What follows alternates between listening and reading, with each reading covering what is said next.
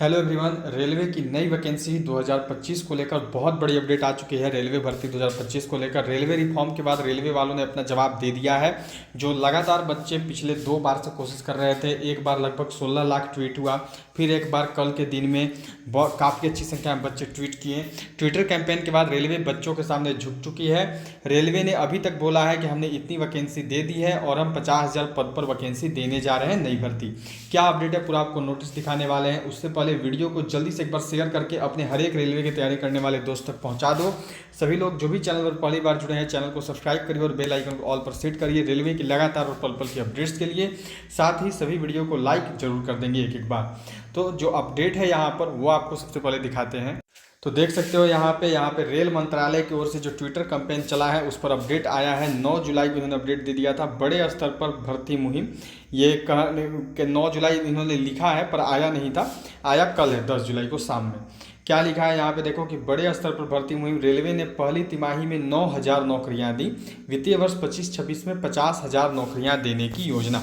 ये लोग 25-26 में 50,000 और वैकेंसी निकालने जा रहे हैं, ये इन्होंने बोला है।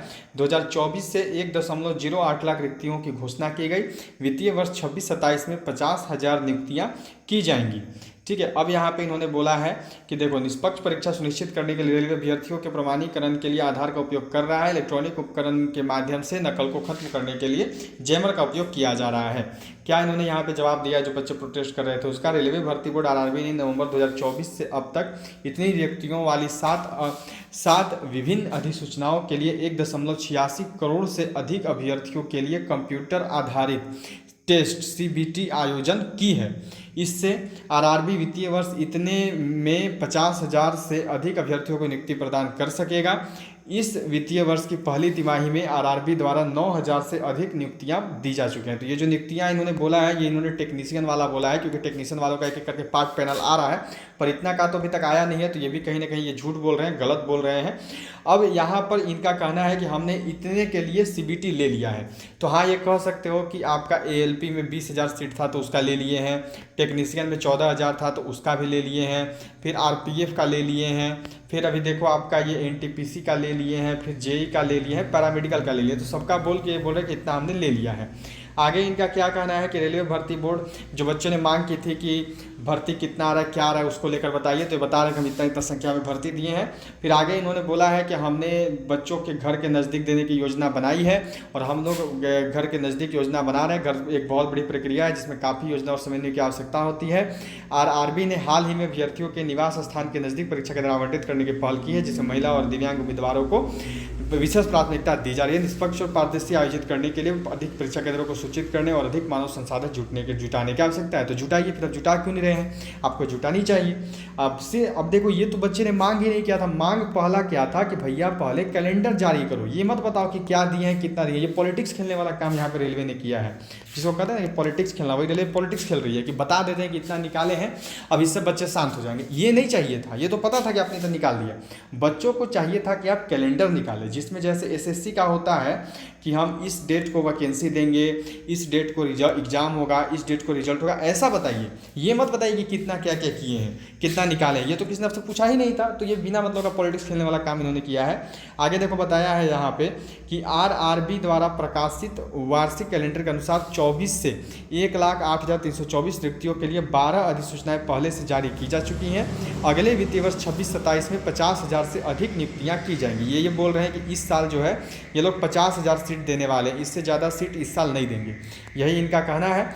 अब आगे यहाँ पर ये बोले हैं कि हम लोगों ने जो है निष्पक्षता बढ़ाने के लिए इतना आधार कार्ड वाला कर रहे हैं। तो ये निष्पक्षता के लिए तो कोई बोला ही नहीं था भैया आपको तो सबसे पहले काम ये करना था कि कैलेंडर के लिए बोलना था कि कैलेंडर हम कैसे निकाल रहे हैं, उसका एग्जाम डेट क्या से क्या रहने वाला है। तो जो नहीं मांगा गया था वो यहाँ पे उन्होंने बताया, जिसकी ज़रूरत नहीं थी।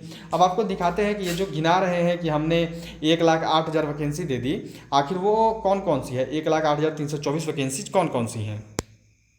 तो यहाँ पे आप सभी देख सकते हो जो इनका कहना है कि हम लोगों ने 1,08,324 वैकेंसी दी है, उसमें कौन कौन सा गिना रहे हैं।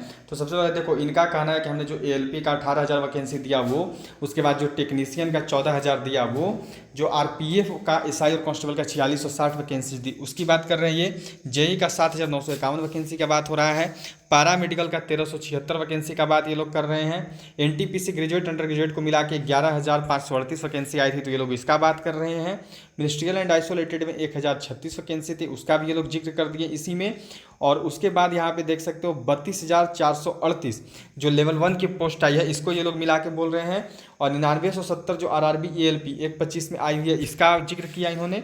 इसके साथ साथ यहाँ पर इनका है कि 6238 जो अभी टेक्नीशियन वाला नया आया है, इसका इन्होंने यहाँ पर मेंशन करा है। तो टोटल यही है कि हमने 1,08,324 हमें वैकेंसीज दे दी हैं, यही ये लोग कर रहे हैं। और इस साल जो है आपका लगभग 50,000 वैकेंसी आएगा। ये 50,000 इसी में से कम कर दिया है इन्होंने, तो 15,000 16,000 तो ऐसे ही कम हो गया। बाकी जो आएगा वैकेंसी वो 34,000 में बाकी वैकेंसीज आपको सब चीज़ों पर देखने को मिलेगी। तो यही अपडेट थी। जल्दी से एक बार वीडियो को लाइक करिए, सभी लोग शेयर करिए, और जो भी चैनल पर पहली बार जुड़े हैं जल्दी से सब्सक्राइब करके बेल आइकन को ऑल पर सेट रख देंगे सभी।